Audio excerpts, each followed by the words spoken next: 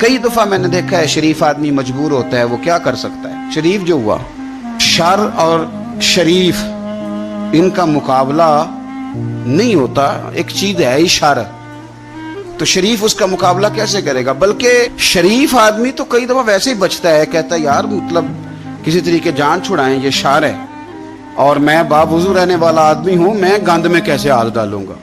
वो बचता है तो लोग समझते हैं डरपोक है, हालांकि डरपोक और होता है और शरीफ और होता है। तो शराफत को लोग बुज़दिली जानते हैं। नबी पाक सल्लल्लाहु अलैहि वसल्लम के सहाबी हजरत सईद बिन ज़ैद रज़ी अल्लाह ताला और अशरा मुबशरा सहाबी हजरत उमर के बहनोई हैं, और ये हवाला मैं आपको मुस्लिम शरीफ से अर्ज कर रहा हूँ। हजरत सईद बिन ज़ैद रज़ी अल्लाह ताला अन्हु वो खूबसूरत आदमी हैं जिन्हें दुनिया में चलते फिरते मेरे नबी पाक ने जन्नत की बिशारत अता फरमाई। बंदे का कद काठ देखें कि जन्नती बंदा, यानी इतना एतमाद हुजूर ने किया कि फरमाया इसके बाद वाले आखिरी दम तक के आमाल पर भी मैं जानता हूं ये जन्नतियों वाले काम करेगा। इतना बड़ा आदमी, लेकिन एक औरत ने आके झगड़ा शुरू कर दिया। अरवा उस औरत का नाम था। उसे आके हज़रत सईद बिन ज़ैद से झगड़ा शुरू किया कि ये जो मकान है ना आपका, इसमें इतनी जगह मेरी है, मुझे आप बताएं एक शरीफ आदमी से औरत झगड़ा करे तो बंदा जवाब में कुछ कर सकता है। अब शरीफों की मजबूरियां तो समझे कितनी ज्यादा हैं। भाई एक औरत आ गई, उसने दावा कर दिया, बिना वजह इंसान कटहरे में खड़ा हो जाता है। यहाँ को बंदा आगे कह देता, कहता जी मैंने 20 लाख रुपया लेना है, तो शरीफ आदमी उधर क्या करेगा। वो तो मुफ्त में, और दाएं बाएं बैठे लोग वैसे ही परेशान हो जाएंगे कि पता नहीं को बात होती है तो कोई आता है ना। उसने कह दिया कि मकान में मेरा हिस्सा है, और कह किसे दिया, उसे जिनके आमाल के सही होने की गवाही मदीने वाले रसूल ने अता फरमाई। उसने कहा जनाब ये मकान में मेरा हिस्सा है। अब हजरत सईद बिन ज़ैद रज़ी अल्लाह ताला अन्हु फरमाने लगे ये जमीन इसी को दे दो, खत्म हो गई बात। शरीफ आदमी कैसे झगड़ा करे।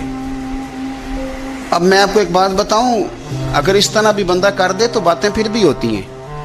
लोग कहते हैं बिला वजह तो नहीं ना दे दी, ऐसे तो नहीं ना कोई दे देता 4 मरले, ओ भाई ऐसे तो नहीं ना। फौरन फरमाया हजरत सईद बिन ज़ैद, फरमाया दे दो इसे। तो आपके अहले खाना कहने लगे हुजूर आप इसे क्यों दे रहे हैं। फरमाया तुम दे दो।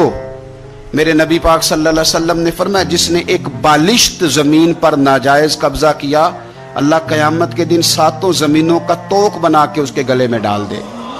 फरमाया उठाने दो इसे, तोक इसे उठाने दो। और एक हदीस में फरमाया 7 जमीनों में धंसा देगा अल्लाह उसे, इसे उठाने दो, दे दो।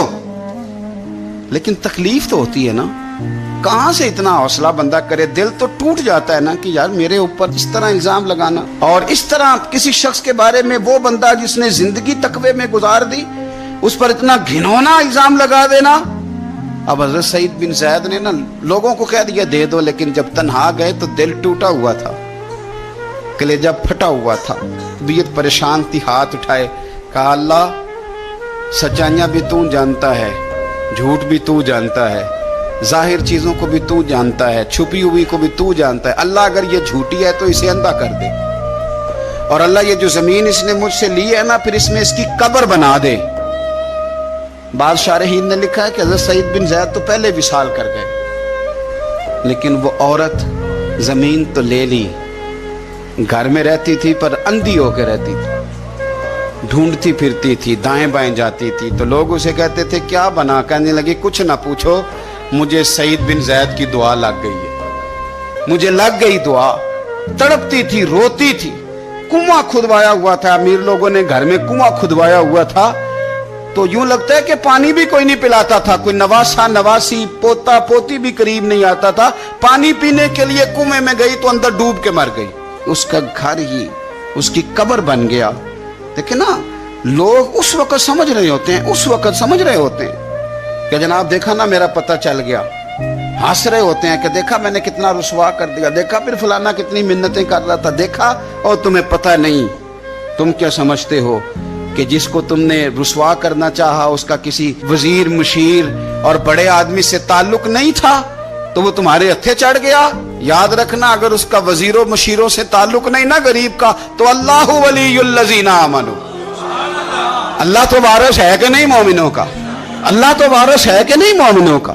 नबी पाक तो वाली हैं कि नहीं अपनी उम्मत के। और वारसा मान करी ना वारसा दा, रब बेवारसा करके मार दई। तो हम जब चल रहे होते हैं ना तो फिर तो हमारी कद काट का कौन मुकाबला करे, और जब हम चढ़ जाएं हवा के घोड़े तो फिर कौन हमारा रुख फेरे। लेकिन याद रखना, एक कदल करने वाली जात है, जब लगामें खींचती है तो फिर लोगों को कोई चारा। अपनी जिंदगी के अंदर कभी भी कोई काम ऐसा ना करें, कभी